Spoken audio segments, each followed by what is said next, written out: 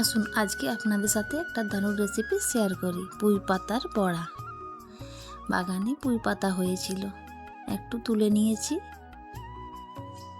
বড় বড় দেখে পাতাগুলো। আবার এগুলোকে জল পাল্টে 2-3 বার ধুয়ে নিয়েছি। তারপরে পেঁয়াজ, লঙ্কা আর পুঁই পাতা কেটে নিয়েছি। বেসন নিয়েছি, বেসনে পুঁই পাতা, পেঁয়াজ, লঙ্কা দিয়ে দিলাম। একটু হলুদ গুঁড়ো দিলাম, একটু ধনে গুঁড়ো, জিরে গুঁড়ো, কালো জিরে, স্বাদ মতো নুন, খাবার সোডা সব মিশিয়ে নিয়েছি।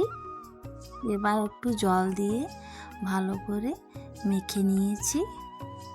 2-3 বার ফেটিয়ে মাখতে হবে। আর গরম তেলে দিয়ে দিয়েছি, ডুমো ডুমো করে ছেড়ে দিয়েছি। এবার উল্টে পাল্টে ভালো করে লালচে করে ভাজতে হবে। এবার লালচে করে ভেজে তুলে নিয়েছি। চায়ের সাথে আড্ডা জমে যাবে এবার।